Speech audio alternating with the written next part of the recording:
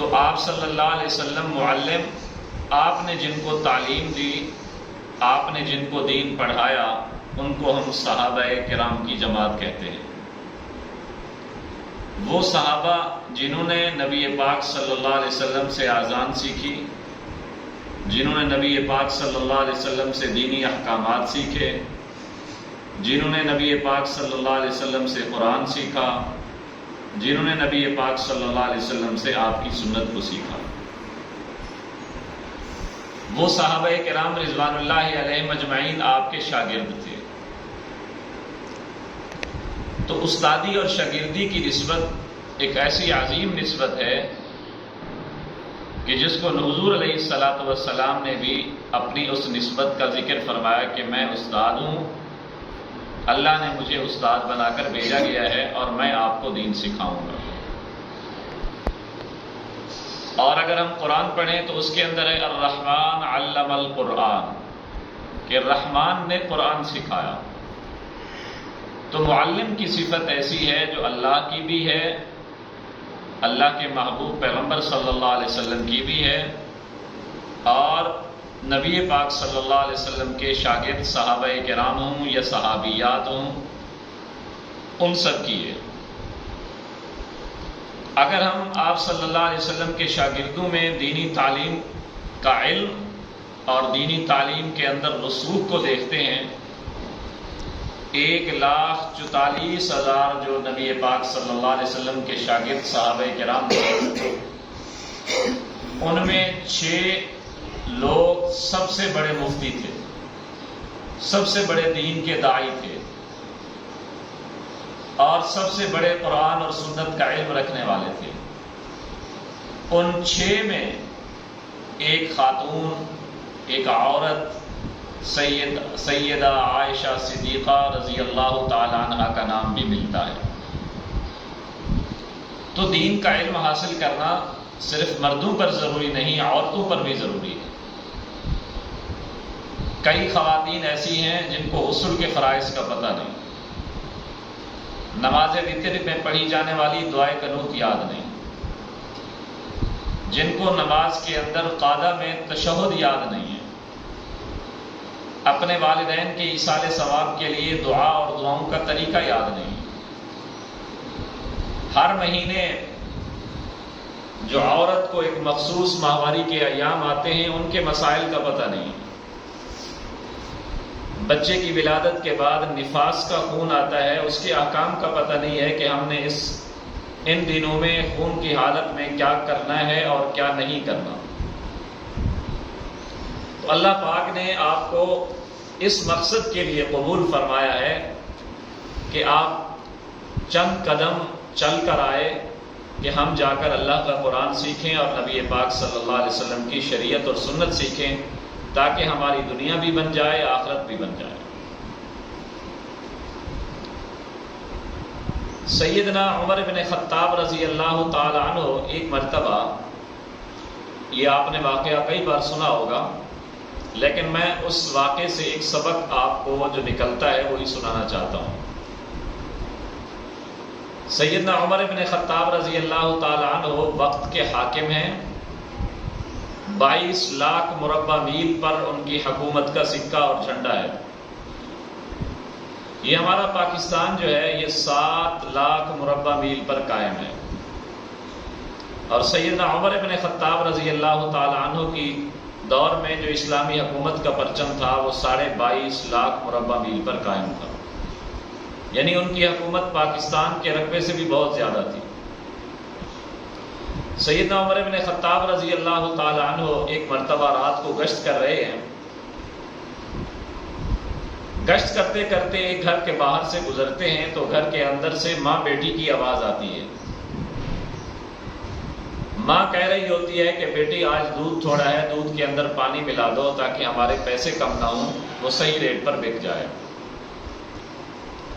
بیٹی کہتی ہے کہ ماں جی میں نے دودھ کے اندر پانی نہیں ملانا کیونکہ بادشاہ نے منع کیا ہے۔ ماں کہتی ہے کہ بادشاہ دیکھ تو نہیں رہا، آپ ملا لو۔ تو بیٹی جواب دیتی ہے کہ بادشاہ تو نہیں دیکھ رہا، بادشاہ کا رب تو دیکھ رہا ہے۔ دین علوم اور قرآن اور سنت کے علوم حاصل کرنے کا اصل مقصد ہی یہی ہے کہ انسان کے اندر خوف خدا آ جائے، انسان بددیانتی نہ کرے، خیانت نہ کرے، کھوٹ نہ کرے، جھوٹ نہ بولے، کسی کی غیبت نہ کرے، یہی مقصد ہے۔ اور یہ بیماریاں ان عورتوں میں عام ہیں جن عورتوں کا دینی تعلیم کے لحاظ سے بہت غفلت اور سستی میں ہیں۔ حضور علیہ الصلوۃ والسلام نے بھی جب جہنم کا نظارہ کیا تھا تو آپ نے فرمایا میں نے عورتوں کو زیادہ جہنم میں دیکھا ہے۔ وجہ کیا بتائی؟ کہ وہ عورتیں ناشکری کرتی ہیں، لان تان زیادہ کرتی ہیں، خاوند کی نافرمانی زیادہ کرتی ہیں، غیبت زیادہ کرتی ہیں۔ ہم تو عمومی طور پر کہہ دیتے ہیں کہ جو ہم کسی کے بارے میں بات کہہ رہے ہیں یہ تو حقیقت میں ان میں پائی جاتی ہے، اور غیبت ہوتی بھی وہی ہے جو حقیقت کے اندر اس عورت میں یا مرد میں وہ بیماری پائی جائے، برائی پائی جائے، اور ہم اس کی پیٹھ کے پیچھے اس کا تذکرہ کریں، یہی غیبت ہے۔ اگر وہ برائی اس کے اندر نہ ہو جس کا ہم اس کی پیٹھ کے پیچھے ذکر کر رہے ہیں تو یہ غیبت نہیں ہے، یہ تو بہتان ہے، اور دونوں بہت بڑے گناہ ہیں۔ تو سیدنا عمر بن خطاب رضی اللہ تعالی عنہ جاتے ہیں، گشت کر رہے ہیں، ماں بیٹی کی آواز سنتے ہیں، اور ماں بیٹی کی آواز سن کر وہیں رک جاتے ہیں۔ جب دونوں کی آواز پوری ہوتی ہے تو حضرت عمر بن خطاب رضی اللہ تعالی عنہ وہاں سے چل پڑتے ہیں۔ چلتے چلتے گھر پہنچتے ہیں، اور گھر جا کر اپنی گھر والی کو کہتے ہیں کہ آج اللہ نے ہمیں اپنے بیٹے عاصم کا رشتہ دے دیا ہے، میں رشتہ تلاش کر کے آیا ہوں، اگر انہوں نے منظور کر لیا تو انہوں نے ساری بات اپنی گھر والی کو بتائی، بیگم کو بتائی۔ صبح کی نماز پڑھی، صبح کی نماز پڑھ کر یہ 22 لاکھ مربع میل کا حاکم اپنی گھر والی اور بیگم کے ساتھ رشتہ لینے کے لیے جا رہا ہے اپنے بیٹے کے لیے، اور یہ کہاں جا رہا ہے، کس کے گھر جا رہا ہے؟ جس گھر کا گزارا ہی دودھ بیچ کر کیا جاتا تھا، اور بالکل بے عینی اس حدیث پر عمل کرتے ہوئے جس حدیث میں نبی پاک صلی اللہ علیہ وسلم نے فرمایا کہ کچھ لوگ نکاح کرتے ہیں حسن کی وجہ سے، کچھ لوگ نکاح کرتے ہیں مال کی وجہ سے، کچھ لوگ نکاح کرتے ہیں خاندان کی وجہ سے، کچھ لوگ نکاح کرتے ہیں دینداری کی وجہ سے۔ تو حضور علیہ الصلوۃ والسلام نے فرمایا اے میرے صحابہ کی جماعت، تم سب چیزوں پر دین کو ترجیح دے دے ہو، دینداری کی وجہ سے نکاح کرنا۔ جب تمہارا نکاح دینداری کی وجہ سے ہوگا تو اولاد بھی دیندار پیدا ہوگی، جب اولاد دیندار پیدا ہوگی پھر گھر دنیا کے اندر ہوگا لیکن جنت کا ٹکڑا ہوگا، ماں باپ کی قدر ہوگی، بڑے چھوٹے کی عزت اور شفقت ہوگی۔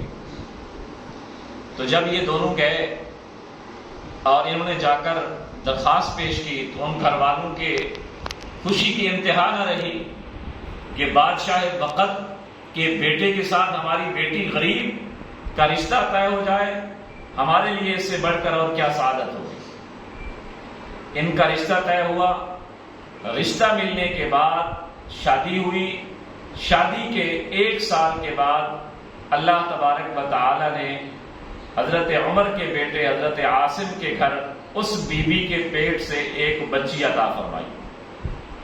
پھر وہ بچی بڑی ہوئی، آپ نے اس پورے واقعے پر جو دینداری کی وجہ سے رشتہ طے ہوا، اللہ پاک اولاد کیسی دیتے ہیں اور اللہ اپنی نعمت کیسی دیتے ہیں۔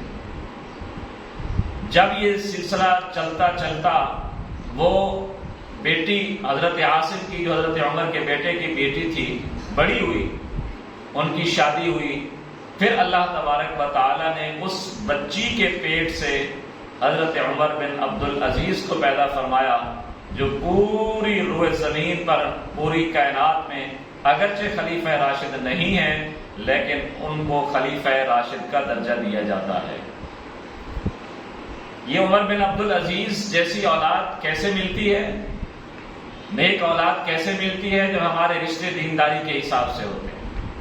بغیر لالچ کے ہوتے ہیں، بغیر فضول خرچی کے ہوتے ہیں، بغیر دھوکے اور خیانت کے ہوتے ہیں، جب ہمارے نکاح سنت کے مطابق ہوتے ہیں، جب ہمارے نکاحوں کے اندر ترجیح حضور علیہ الصلوۃ والسلام کا طریقہ ہوتا ہے، تو پھر اولاد بھی اللہ تعالیٰ ہمیں نیک عطا فرماتے ہیں۔ ایک مرتبہ 1929 کا واقعہ ہے، افغانستان میں ایک بادشاہ گزرے ہیں، امیر المومنین دوست محمد۔ انہوں نے ایک لشکر بھیجا ایک دشمن ملک کے خلاف، اور اس لشکر کا امیر بنایا اپنے بیٹے امیر عبد الرحمن کو۔ وہ لشکر چلا گیا، کچھ دن گزرے،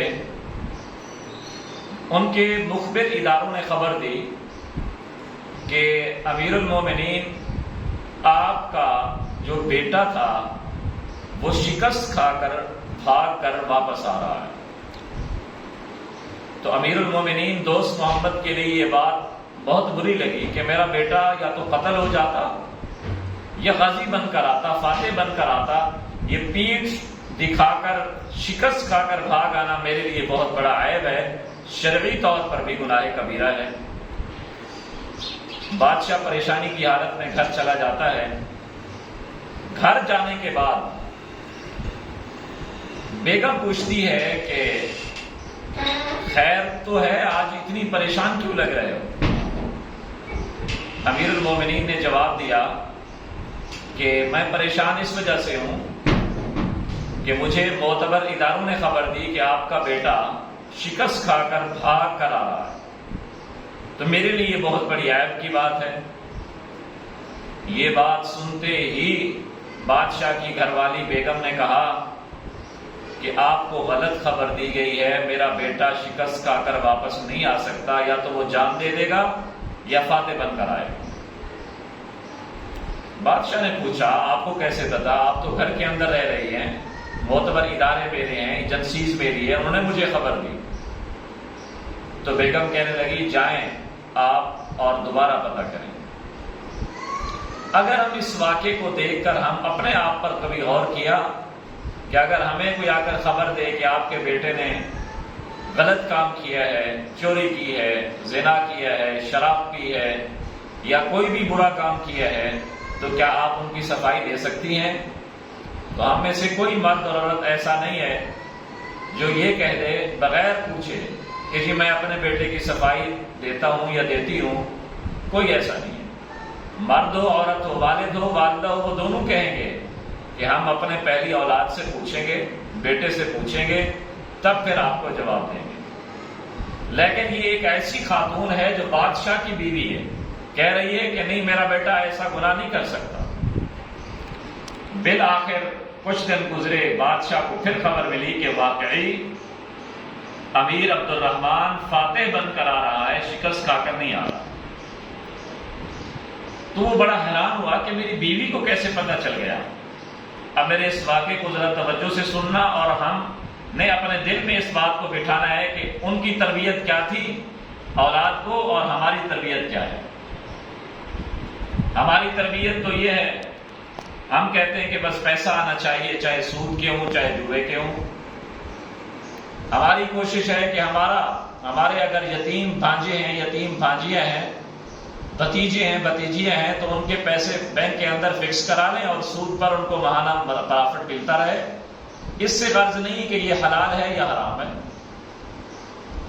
جبکہ حضور علیہ الصلوۃ والسلام نے فرمایا کہ 35 بار اپنی سگی ماں سے زنا کرنے کا اتنا گناہ نہیں ہے جتنا ایک لقمہ سود کے کھانے کا گناہ ہے۔ ہمیں اس کی پرواہ نہیں، پردے کی ہمیں پرواہ نہیں ہے، جبکہ پوری سورہ احزاب اور سورۃ نور پردے کے بارے میں نازل ہوئی، جس کے اندر اللہ پاک نے اپنے نبی کی بیویوں کو پردے کا حکم دیا صحابہ کرام سے۔ آج ہماری عورتیں جتنے بھی نیکی میں بڑھ جائیں، ازواج مطہرات نبی کی بیویوں سے نہیں بڑھ سکتی۔ ہمارے مرد نیکیوں میں جتنی بڑھ جائیں، صحابہ کرام کا مقابلہ نہیں کر سکتے۔ لیکن صحابہ کرام سے ازواج مطہرات کو حکم ملتا ہے، یا نساء النبی لستن کاحد من النساء، اے نبی کی بیویوں صحابہ کرام سے غیر محرم سے پردہ کرو، جب باہر نکلا کرو اپنے پورے جسم پر چادر ڈھانک لیا کرو. ہمارے پاس سید ہے بغیر پردے کے آ رہا ہے، استاد ہے بغیر پردے کے آ رہا ہے، شاگرد ہے بغیر پردے کے آ رہا ہے، چچا زاد ہے بغیر پردے کے آ رہا ہے، ماموں زاد ہے بغیر پردے کے آ رہا ہے، خالہ زاد ہے بغیر پردے کے آ رہا ہے، سالی کے ساتھ کوئی پردہ نہیں، دیر کے ساتھ کوئی پردہ نہیں، بھابھی سے کوئی پردہ نہیں. جبکہ شریعت مطہرہ نے جن مردوں اور عورتوں کے ساتھ نکاح کو حلال قرار دیا ہے ان سے پردہ ہے. یہی وجہ ہے کہ جس آدمی کی زندگی میں اس کی بیوی فوت ہو جائے تو وہ اپنی بیوی کو فوت ہونے کے بعد ہاتھ بھی نہیں لگا سکتا، کیونکہ وہ اب اجنبی بن گئی ہے، ان کا نکاح ختم ہو چکا ہے. تو پردے کے اتنے قرآنی احکامات کے باوجود ہمارے ہاں اس کی اہمیت ہی نہیں ہے. اور گانے ٹیلی ویژن میں ہوں یا ٹیپ ریکارڈ میں ہوں یا موبائل میں ہوں، گندی فلمیں ہمارے گھر میں چل رہی ہیں، تو ہماری اولاد کیسے نیک بنے گی، کیسے نمازی بنے گی؟ ہمارے والدین تو خود کوئی مہمان آئے، دروازہ کھٹکھٹائے تو اولاد کو جھوٹ بول دیتے ہیں کہ جاؤ ان کو کہو کہ اب پاپا گھر نہیں ہے. تو جب اتنی ہماری بے حسی ہوگی شریعت کے احکام سے، تو پھر ہماری اولاد پھر کل کو ہمیں بھی جھوٹ بولے گی، ہماری اولاد کل کو ہمیں بھی حرام کھلائے گی، ہماری اولاد ہم پر بھی جھوٹی تہمتیں اور غیبتیں کرے گی. تو امیر المومنین دوست محمد فوراً گئے اپنی بیگم کے پاس کہ یہ بتاؤ کہ آپ کو کیسے پتہ چل گیا تھا کہ میرا بیٹا ایسا نہیں ہو سکتا؟ تو اس نے کہا کہ بادشاہ سلامت دیکھ، میں نے جس بیٹے کی اتنی اچھی تربیت کی ہو، مجھے نہیں لگتا کہ اتنی اچھی تربیت کے باوجود بھی میرا بیٹا ایسا گناہ کرے گا. بادشاہ نے کہا کہ آپ نے کیسی تربیت کی ان کو؟ تو وہ بولی کہ جب سے یہ بچہ میرے پیٹ میں آیا ہے، یعنی مجھے حمل ہوا ہے، اس وقت سے لے کر اس کے پیدا ہونے تک میں نے کبھی اپنے پیٹ میں حرام لقمہ تو اپنی جگہ، ایسا لقمہ بھی نہیں ڈالا اپنے پیٹ میں جس کے بارے میں شک ہو کہ یہ حلال ہے یا حرام ہے. تو اس کا پہلا سبق ہمیں ملا کہ ہم اپنی اولاد کو حلال کھلائیں، سود اور جوئے سے پرہیز کریں، حرام سے پرہیز کریں، چوری سے پرہیز کریں اور خیانت سے پرہیز کریں، دوسرے کا حق نہ کھائیں.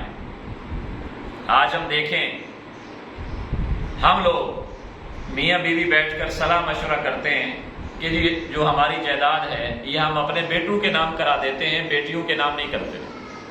کیوں؟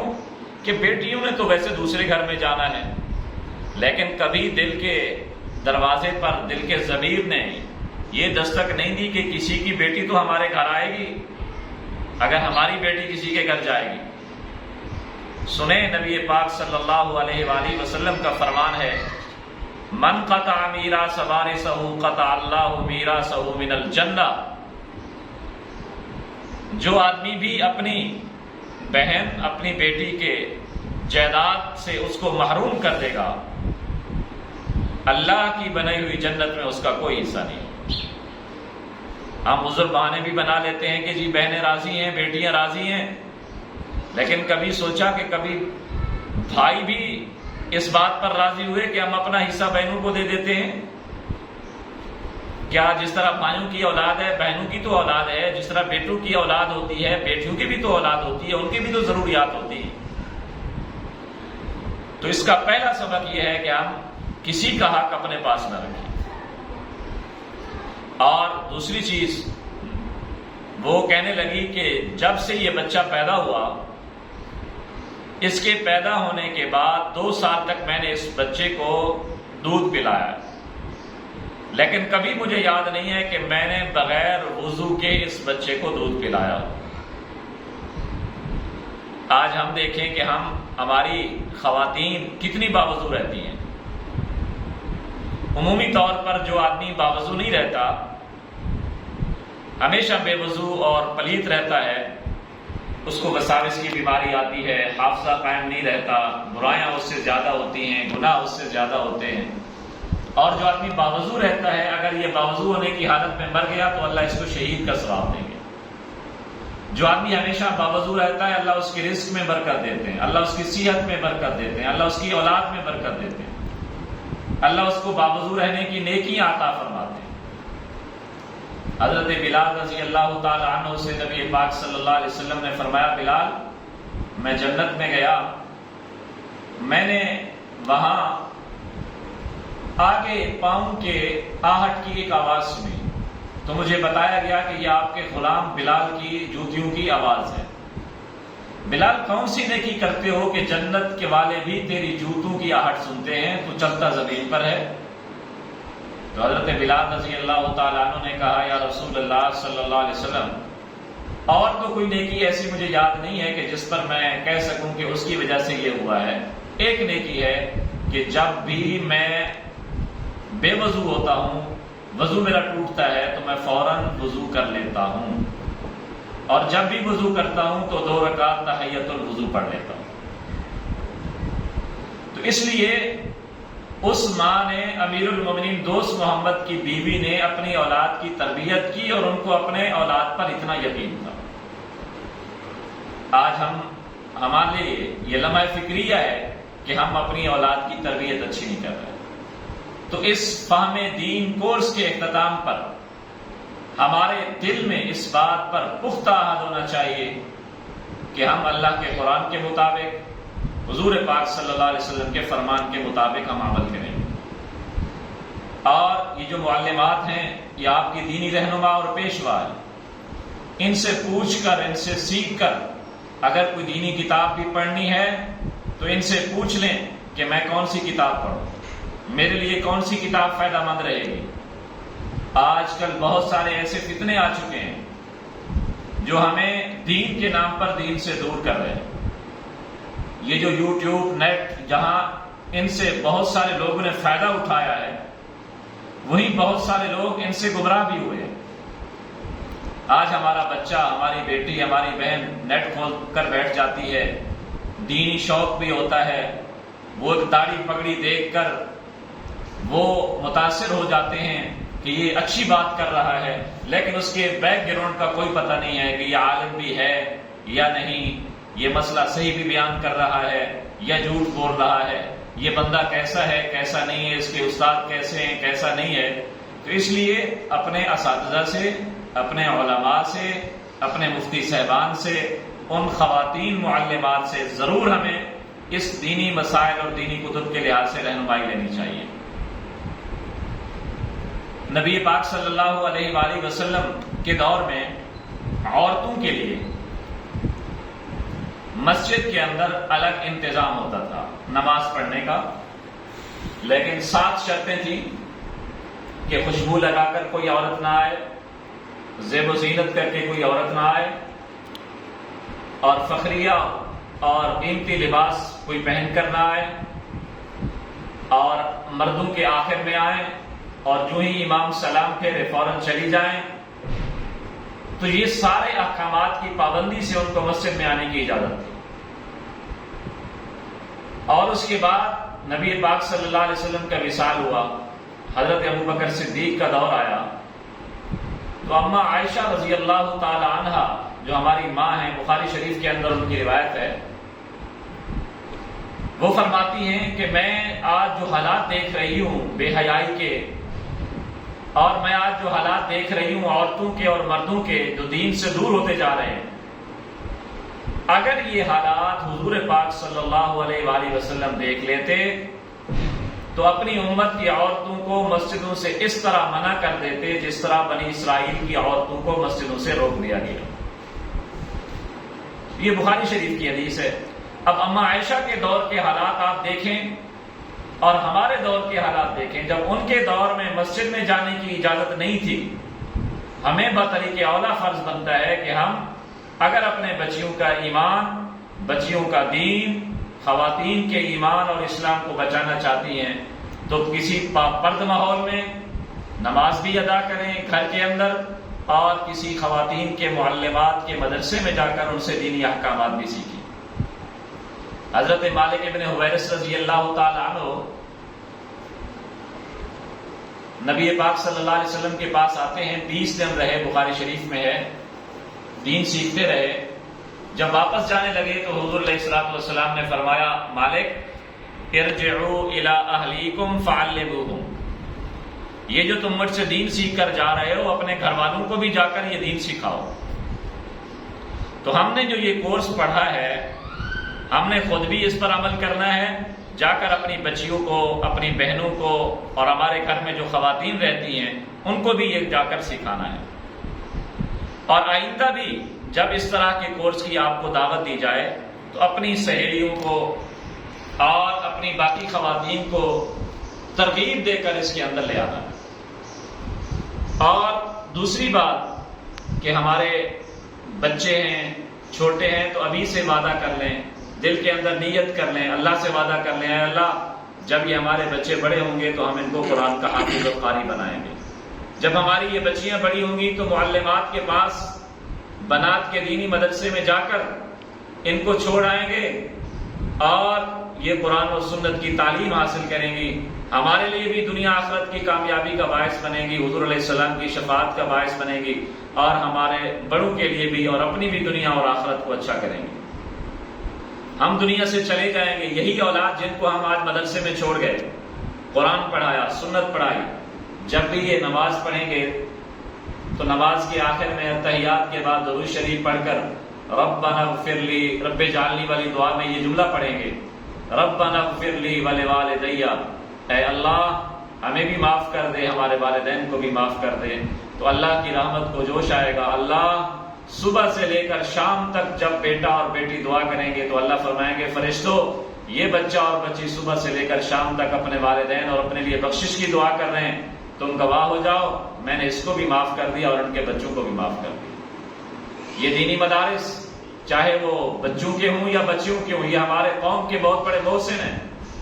انہوں نے اپنی ہر قسم کی قربانی دے کر امت کی خواتین کو، امت کے مردوں کو، امت کے بچوں کو دینی علوم سکھانے کا وعدہ کر لیا.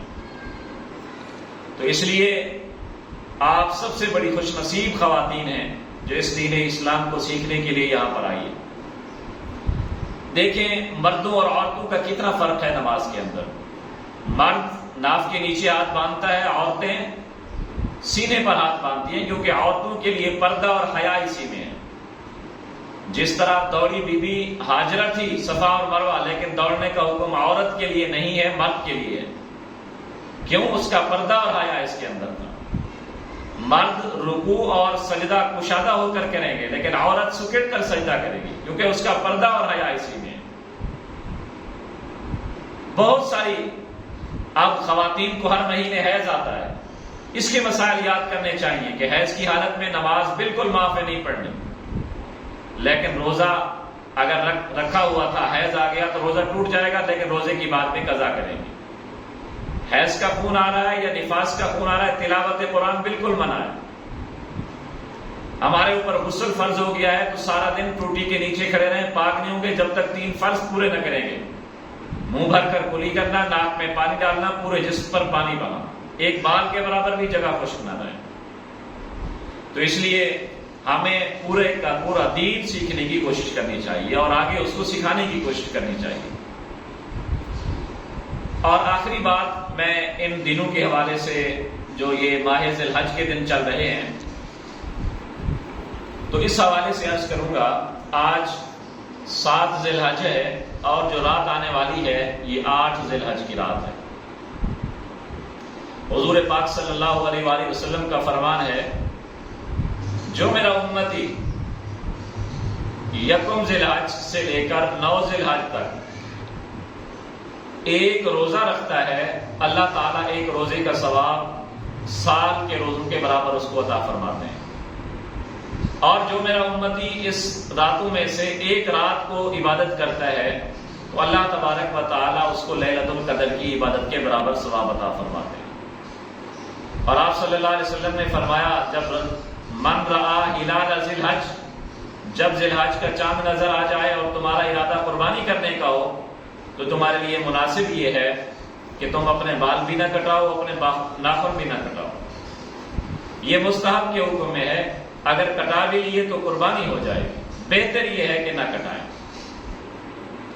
اور کوئی آدمی ایسا ہے جس پر قربانی واجب نہیں ہے، غریب ہے، وہ قربانی نہیں کر سکتا، اس کے لیے بھی احادیث مبارک میں آتا ہے کہ وہ اگر ان دنوں کے اندر نہ اپنے بال کاٹے نہ اپنے ناخن کاٹے، عید کی نماز پڑھ کر عید کی نماز کے بعد اپنے بال کٹوانے، بال کٹوا لے، ناخن کٹوانے، ناخن کٹوا لے، تو اس کے بعد جب وہ ناخن کٹائے گا تو اس کے ناخن کٹانے کے بعد اللہ تبارک و تعالیٰ اس کو بھی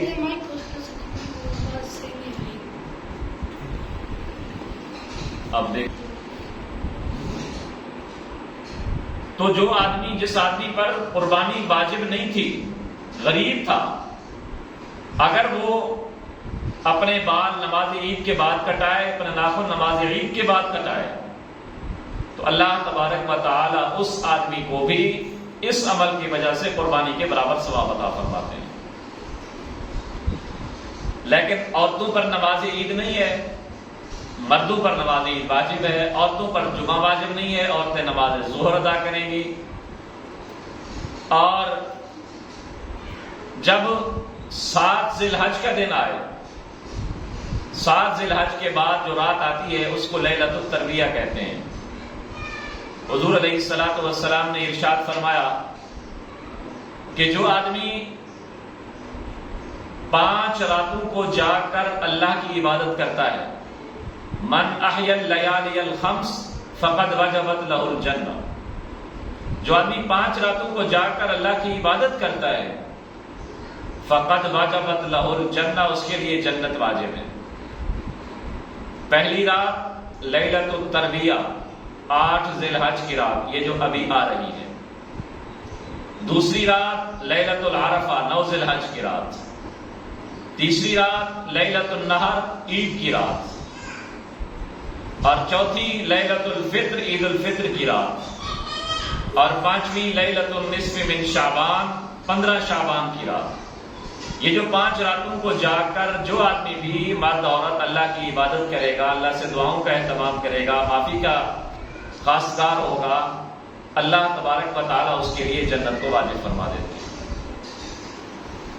اور 9 ذی الحج سے لے کر 9 ذی الحج کی صبح کی نماز سے لے کر 13 ذی الحج کی عصر کی نماز تک، ہمارے ہاں ہفتے کی صبح سے لے کر بدھ کی عصر کی نماز تک، مرد نماز پڑھے فرض یا عورت نماز پڑھے، مرد عورت پر دونوں، مردوں اور عورتوں پر ہر نماز کے بعد، ہر فرض نماز کے بعد 1 مرتبہ اللہ اکبر اللہ اکبر، لا الہ الا اللہ واللہ اکبر، اللہ اکبر کہنا ہر مرد اور مسلمان پر فرض نماز کے بعد 1 مرتبہ کہنا واجب ہے۔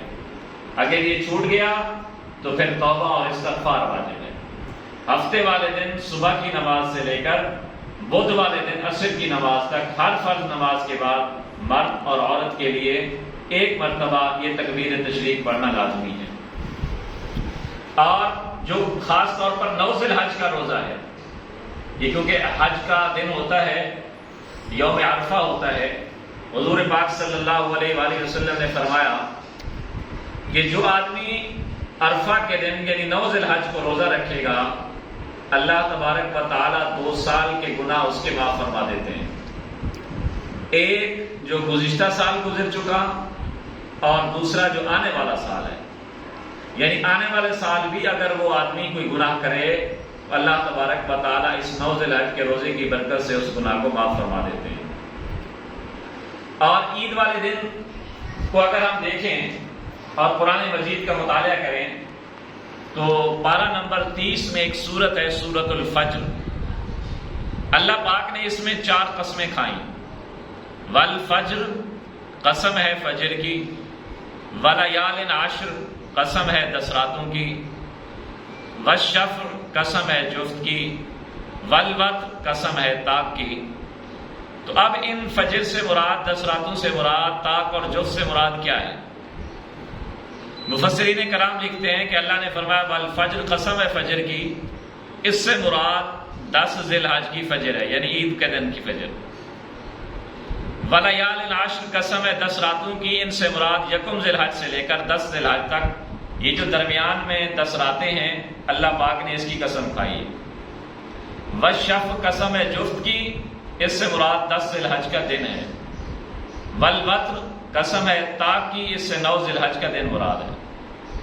ان دنوں کی اہمیت کا اندازہ آپ اس بات سے لگائیں کہ اللہ نے اس کی قسمیں کھائیں. تو اللہ کا ان دنوں کی قسمیں کھانا یہ ان دنوں کی اہمیت بتا رہا ہے.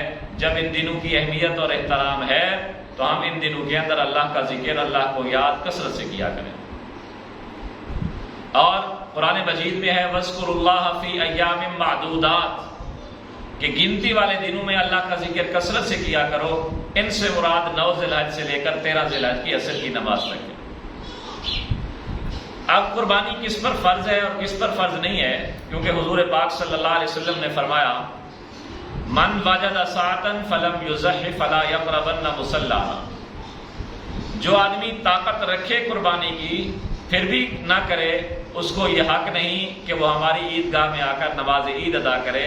یعنی اس کو مسلمانوں کے اکٹھے رہ کر خوشیاں منانے کا بھی حق نہیں ہے جو طاقت کے باوجود قربانی نہ کرے. آج کل بہت بڑے فتنے آ رہے ہیں، کہتے ہیں کہ جی یہ قربانی کے پیسے غریبوں پر خرچ کر دو، یتیموں پر خرچ کر دو، فقیروں پر خرچ کر دو، قربانی نہ کرو، اس سے بہتر ہے. حالانکہ یہ جو ہمیں تبلیغ دے رہے ہیں غریبوں پر خرچ کرنے کی، ان سے پوچھیں کہ آپ نے جو اپنے بچے اپنے بھائی کی شادی کی ہے اس پر لاکھوں روپے اس پر خرچ کر دیے، آپ اس پر 2000 یا 4000 لگا دیتے، شادی سے کر دیتے، باقی غریبوں پر خرچ کر دیتے، وہاں تمہیں غریب کیوں نہیں یاد آئے؟ اپنے مہمانوں پر ہزاروں خرچ کر دیے، وہاں کیوں غریب یاد نہیں آئے؟ اپنی عید کی شاپنگ میں ہزاروں لاکھوں خرچ کر دیے، وہاں کیوں غریب یاد نہیں آئے؟ مری اور سوات کے ٹور میں غریب کیوں یاد نہیں آئے؟ اور اپنے موبائل لاکھوں روپے کا آپ نے موبائل لیا ہے، یہاں غریب کیوں یاد نہیں آئے؟ غریب اس وقت یاد آتے ہیں جب حج یا قربانی یا مسجد یا مدرسے کی تعمیر کا مسئلہ ہو. اگر اس وقت غریب یاد آتے ہیں تو پھر آپ غریبوں کے ہمدرد نہیں ہیں، اصل میں آپ کو تکلیف اور درد دینی اسلامی احکامات سے.